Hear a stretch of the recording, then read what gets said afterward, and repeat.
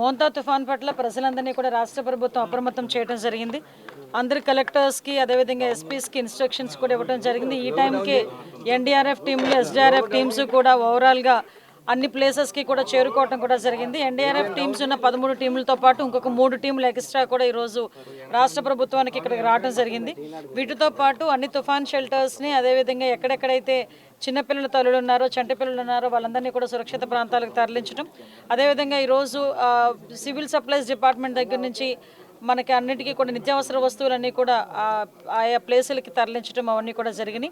ఓవరాల్గా కలెక్టర్స్ దగ్గర నుంచి ఎస్పీస్ దగ్గర నుంచి రాష్ట్ర ప్రభుత్వ యంత్రాంగం అంతా కూడా అటు కలెక్టర్ల దగ్గర నుంచి ఐఏఎస్ ఆఫీసర్ల దగ్గర నుంచి ఇటు కిందన విఆర్ఓ విఆర్ఏ స్థాయి వరకు ప్రతి ఒక్కరు కూడా గ్రామ సచివాలయ సిబ్బంది అందరూ కూడా అలర్ట్గా ఉన్నారు. కాబట్టి ప్రజలు భయాందోళనకు గురి కాకుండా ప్రజలు ప్రభుత్వానికి సహకరించాల్సిందిగా మనస్ఫూర్తిగా నేను కోరుకుంటున్నానండి.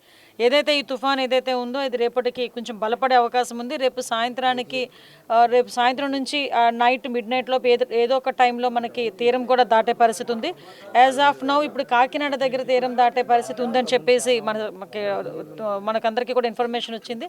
సో దట్ దానికి బేస్ చేసుకుని ఈరోజు రాష్ట్ర ప్రభుత్వ యంత్రాంగం అంతా కూడా అలర్ట్గా ఉంది. నేను మళ్ళీ కోరుకుంటున్నా మత్స్యకారులు ఈ టైంకే ఎవరు కూడా సముద్రానికి వెళ్ళొద్దని చెప్పడం జరిగింది. వెళ్ళిన వాళ్ళందరూ కూడా సురక్షితంగా ఆల్రెడీ తిరిగి వచ్చేసిన ఇన్ఫర్మేషన్ కూడా మా దగ్గర ఉంది. సో అదే కాకుండా సముద్ర తీరానికి దగ్గరగా ఉన్న విలేజెస్ని స్పెషల్గా ఫోకస్ చేసుకోవడం, అదేవిధంగా ఎఫెక్ట్ ఎక్కువగా ఉన్న మండలాలను కూడా స్పెషల్గా ఫోకస్ చేసుకొని ఆల్రెడీ ఇప్పటికే జిల్లాలకి స్పెషల్ ఆఫీసర్స్ని నోడల్ ఆఫీసర్స్ని కూడా ఐఏఎస్ ఆఫీసర్ని ఎక్స్ట్రాగా వేయడం కూడా జరిగింది. వాళ్ళందరి పర్యవేక్షణలో ఈరోజు తుఫాను ప్రభావిత ప్రాంతాలు కానీ తుఫాను ప్రభావాన్ని కానీ తట్టుకునే విధంగా ఈరోజు రాష్ట్ర ప్రభుత్వం అంతా కూడా సన్నద్ధమైంది. దీనికి ప్రజలు కూడా సహకరించాల్సిందిగా మరొకసారి కోరుకుంటున్నాను. వెళ్ళటం లేదనేది ఏం లేదండి. ప్రతి ఒక్కరికి కూడా చాలా క్లియర్గా చెప్తున్నాం. మీరు అన్నదైతే ఒక విషయం వాస్తవమే.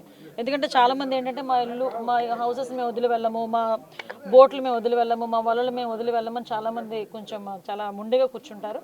బట్ వాళ్ళని కూడా మోటివేట్ చేసి ఈరోజు గౌరవ ముఖ్యమంత్రి గారు ఒక వినూత్నంగా ఒక విషయం కూడా అందరికీ కూడా తెలియజెప్పేదానికి ఇందాకే ఆర్టీజీఎస్లో కూర్చొని పర్టికులర్గా దీని మీద మానిటర్ చేశారు.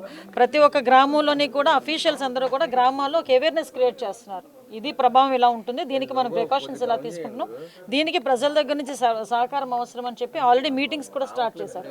అట్ ద సేమ్ టైం ఈ రోజుకి కూడా మనం అబ్జర్వ్ చేసుకుంటే గౌరవ్ లోకేష్ గారు కూడా ఆర్టీజీఎస్లోనే ఇప్పటి నుంచి కూడా కూర్చొని 24/7 మానిటరింగ్ చేసుకునే పరిస్థితి కూడా కనిపిస్తూ ఉంది. సో దానికి కూడా మిమ్మల్ని కూడా మీతో సైతం ప్రతి ఒక్కరిని కూడా ప్రజల ప్యానిక్ కాకుండా ప్రజల్ని అలర్ట్ చేసే విధానంలో మీరందరూ కూడా సహకరించాల్సిందిగా కోరుకుంటున్నాను.